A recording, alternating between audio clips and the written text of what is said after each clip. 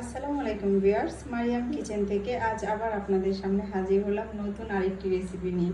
আজ আপনাদের সামনে তৈরি করে দেখাবো গরুর মাংসের কাবাব। এটি ভিন্ন রকম ভাবে আমি করার চেষ্টা করতেছি। সবাই চেষ্টা করবেন, কেমন হয়েছে কমেন্টসে জানাবেন। চলুন তাহলে আমরা এবার শুরু করি। আমি কাবাবটা করার জন্য মাংসগুলোকে রেগুলার সাইজের থেকে একটু ছোট করে কেটে নিয়েছি। আর আমার প্রত্যেকটা মাংসের সাথে একটু চর্বি রাখছি আমি। এখন হচ্ছে এগুলোকে আমি পানি দিয়ে চুলায় দিয়ে দিব। আমি একটু চুলা কড়াই দিয়ে দিলাম। এখন এতে পানি দিয়ে দিচ্ছি 1 কাপ। এখন এর সাথে দিয়ে দিচ্ছি লবণ,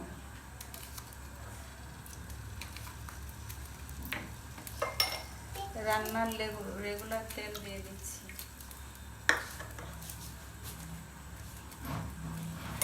দিয়ে দিচ্ছি আদা বাটা, রসুন বাটা, দিয়ে দিচ্ছি দারচিনি আর এলাচ। এখন দিয়ে দিচ্ছি মাংস।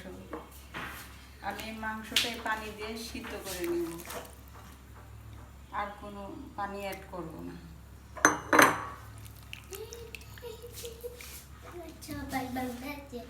দিয়ে এখন ঢাকনা দিয়ে দিচ্ছি।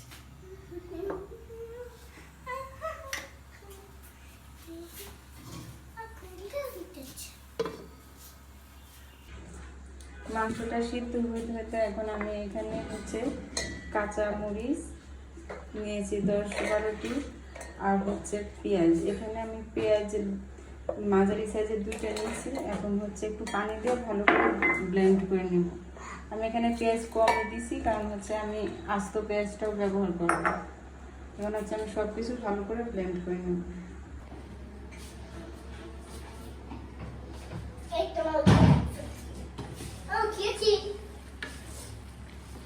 আমি পানিটা আর একটু শুকিয়ে নেব।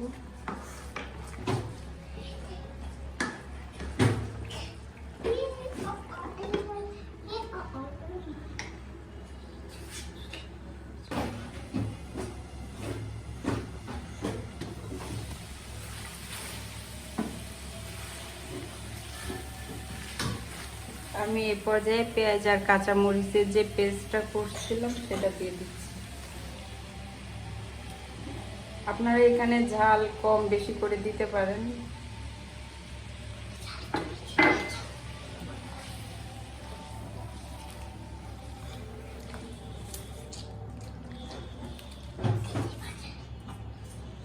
আমি কিছুক্ষণ রান্না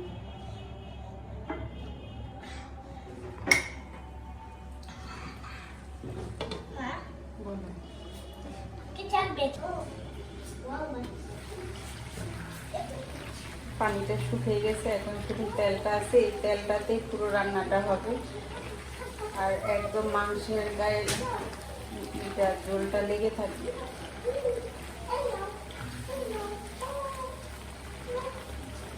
আমি এখন এর সাথে অ্যাড করে দিচ্ছি তেঁতুলের টক। তেঁতুলটা গরম পানিতে ভিজিয়ে রেখে তারপরে এটা থেকে মার বের করে এখন দিয়ে দিলাম।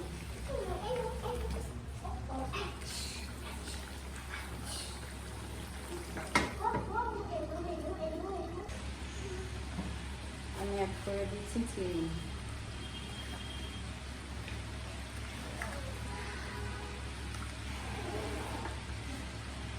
আবার ভালো করে মিক্স করে দিলাম।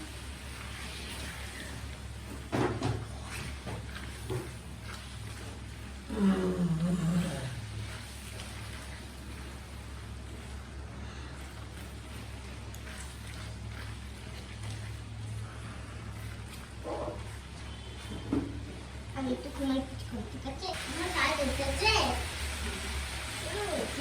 এখন কাঁচা পেঁয়াজ দিয়ে দিচ্ছি একটু, তাতে পেঁয়াজের অনেক সুন্দর একটা গ্রাম আছে।